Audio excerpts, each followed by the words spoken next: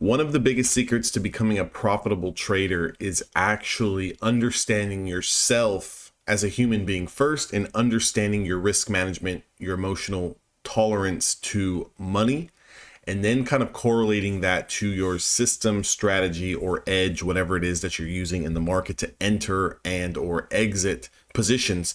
Now, this is a lot of the stuff that gets overlooked in trading. Normally people want, the best strategy, the best indicator, what's the best time frame, what should I trade, what instrument, what's moving.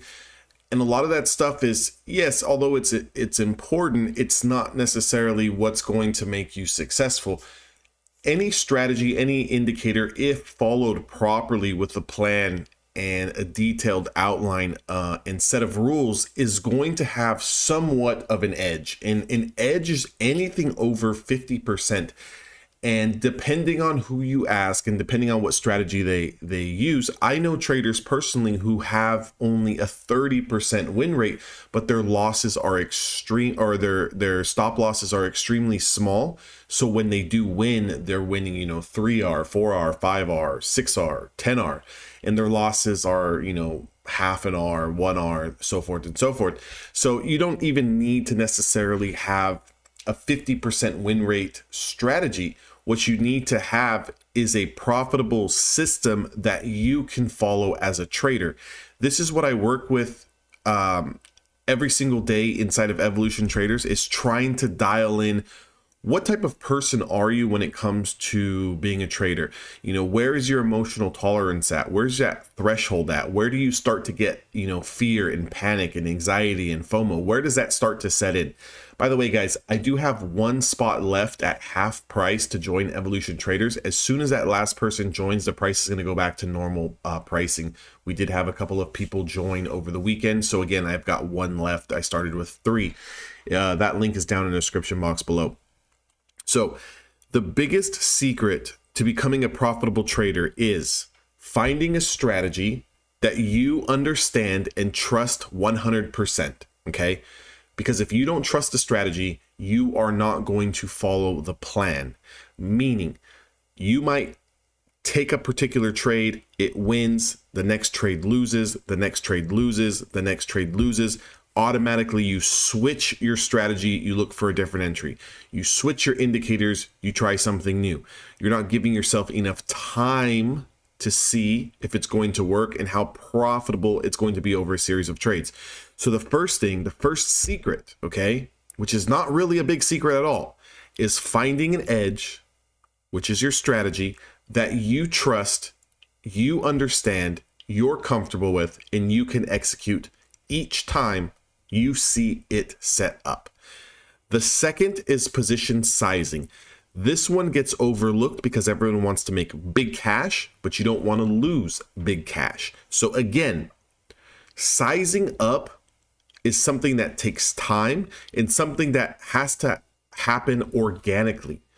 Meaning that as you take 50 trades, 100 trades, 200 trades, you start to become immune to the small losses.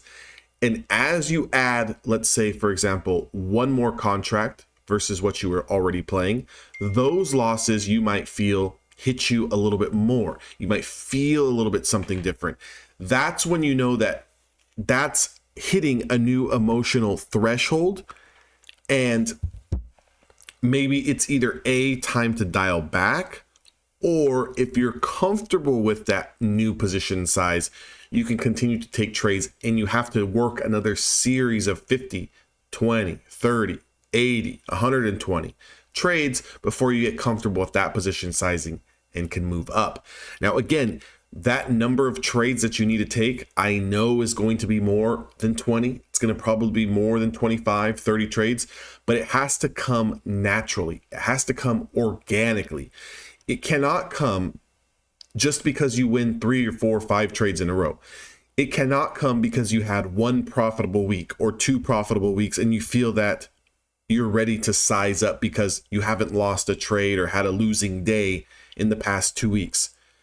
Because what tends to happen is, let's say, for example, you're working on your strategy, you're working on your edge, you're having some success, Maybe you have 1 red day and 4 green days. You have 2 profitable weeks overall. You decide to double your position size and that next trade is a loser. You completely go off the rails, hold the trade too long, give back 2 weeks worth of profits in 1 day, in 1 trade. I've seen it happen. I've seen people blow accounts that were profitable for 3 weeks in 1 particular trading session because they weren't ready for that type of emotional roller coaster that came with sizing up. So again, it comes in small increments and it takes time organically. Now, the next kind of secret to becoming profitable is understanding how to hold your winners a little bit longer and how to start moving up these stop losses or actually cutting a trade off when you can see that the price action is not working in your favor. So a lot of times, I'll just use a general example. Let's say we have a 25-point stop loss on the NQ and we've got a 25-point stop loss or a take profit on the NQ. Let's say, for example, we run up 10 points, it comes back down, it's down 12, 15 points. You start to see the rest of the market starting to get weak. You start to see the price action slow down. You start to see a previous swing low be tested. You start to see a previous structure, look bearish when you were long. You can end that trade early and not take the full stop loss, okay, and then kind of wait for your new setup versus letting it hit your stop loss completely, taking a much bigger loss when you can already feel. So again, this is going to come with experience because trading is very, very dynamic. It's very, very feel based. However, there is a mechanical approach to it, meaning we want to have stop losses. We want to have hard stop losses to protect ourselves. We want to have areas of interest where we would like to take profits based on technicals, based on supply, based on previous structure, based on liquidity. We want to have these areas. However, we want to be nimble. We want to be an athlete, right? So like I tell some of my traders that are in evolution traders, if you've ever played sports, you have to be a team player. You have to be agile. You have to be able to adapt. So it's the same thing in the markets. If we're looking at this chart here on the NQ and we're taking a buy order somewhere down here in this double bottom off of this support system, we never came down and touched it exactly, but you can see we have a support system here. We kind of bounced, we came back tested it. Let's say we take a long anywhere in this position here. We can already see we have structure that formed and we have a supply zone here. We've also got supply zone here.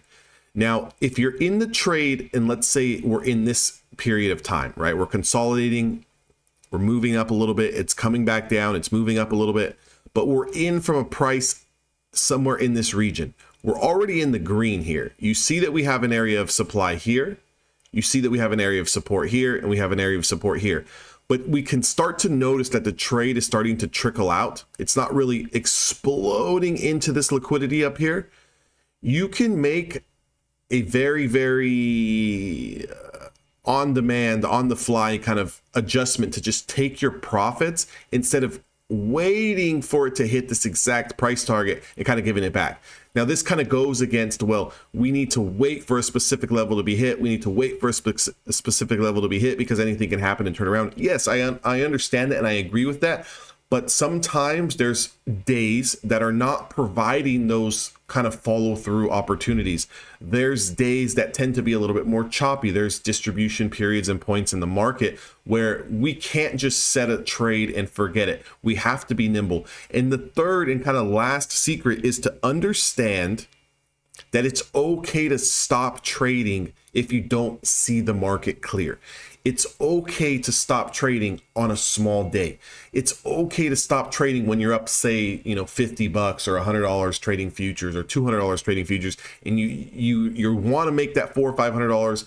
You want to hit that goal that you have set for yourself. It's okay to stop trading because if you understand that you're always going to have another day and another opportunity to see some more price action, it's going to keep you in the business longer. So newer traders or more inexperienced traders try to make everything right off the bat.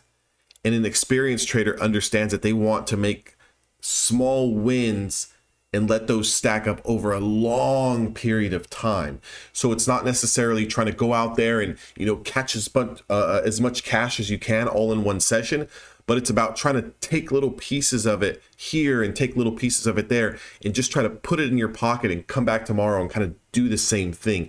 And then when someone comes and they kind of take a little piece out of your pocket, it's okay, because you kind of have these dollars stashed, here and, here and here. You got these dollars kind of placed everywhere that you've been slowly kind of collecting versus putting everything in your one pocket. Think about this.